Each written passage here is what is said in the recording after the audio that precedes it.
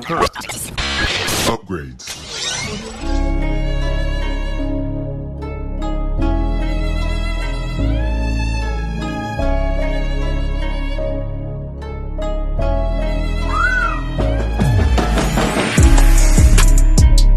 Hey, it's Jorge from TeamJVS giving you a quick, exclusive review of Peter Pan and Wendy.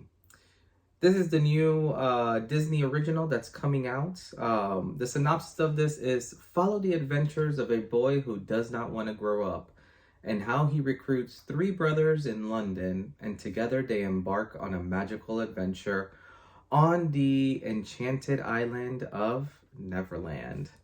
So, just getting it off the start, I think overall this was an okay movie. I think the acting was okay. I mean, for a kids movie, it's exactly what you expect. And I'll kind of say it that way.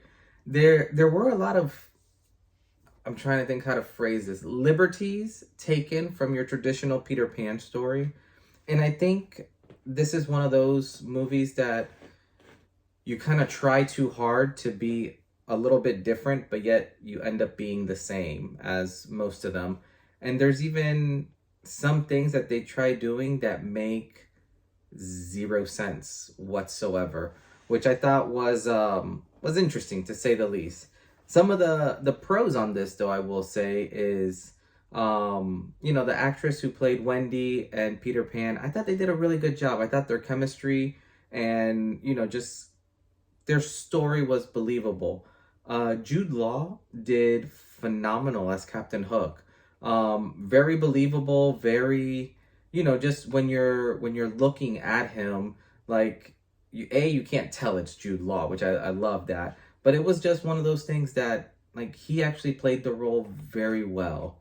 As well as all his, like, I guess, pirate buddies, Jim Gaffigan is one of, like, his kind of, like, right-hand man, which I thought was kind of funny. But overall, when you start kind of looking at this and kind of seeing the direction that they're taking some of it just kind of fell flat.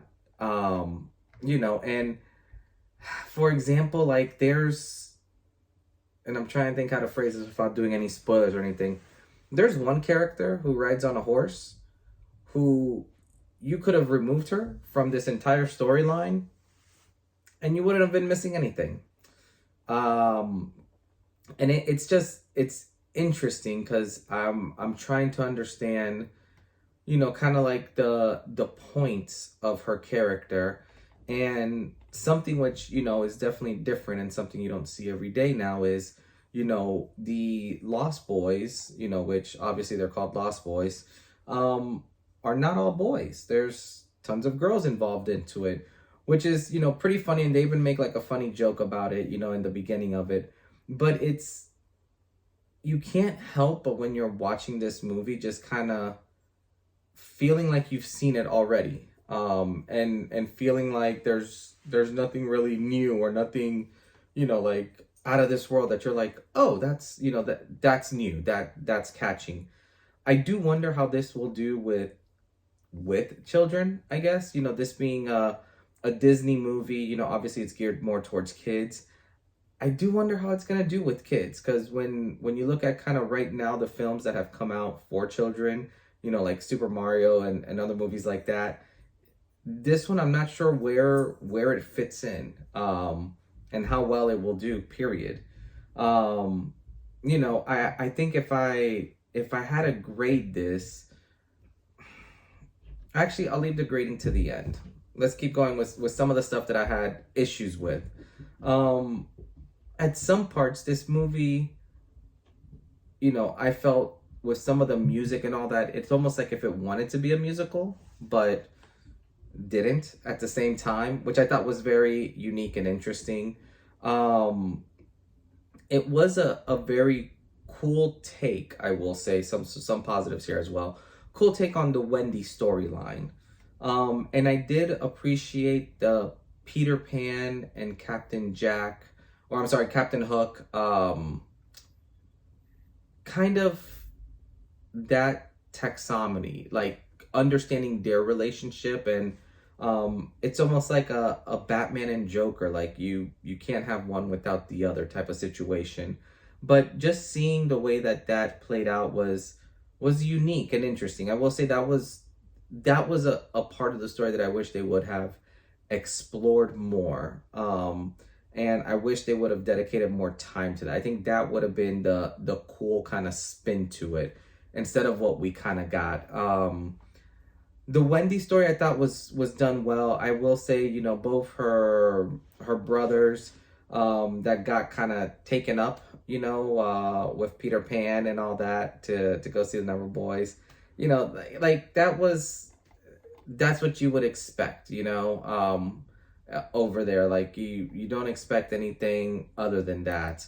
The one part that I was, you know, a little disappointed at, I will say, is kind of they had this one scene with obviously like the crocodile, which is, you know, the famous crocodile, and that was it was a little lackluster for me. Like I wish it would have been a little bit more,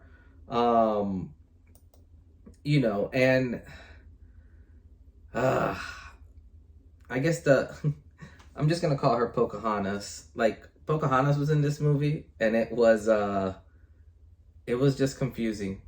It was confusing, y'all, and it's not really Pocahontas, but you'll understand what I mean when you watch it. But let's just jump right into the rating. Overall, you know, I think I would rate this like a solid C. Like it's okay. Like this is an okay movie. I'm not sure what the replay value will be on it or how it will do, but it was just okay. I just fear it's one of those movies that I don't know there was a need for it yet. Let's put it that way. But yeah, but let me know what you guys think. Like I would love to hear if you guys see it. Like what are your thoughts on it? You know, what were some of your favorite characters? What were some of the characters that you did not like, or what were some of the things that you weren't a fan of? You know, I would have loved to seen, like I liked how they showed Neverland, but I would have loved to seen more of it. And for me, you know, having a Peter Pan movie without Rufio is it's just weird. I'll leave it at that. It's just weird. But yeah, but other than that, guys, this is Jorge with TeamJVS, and we'll see you next time. Peace.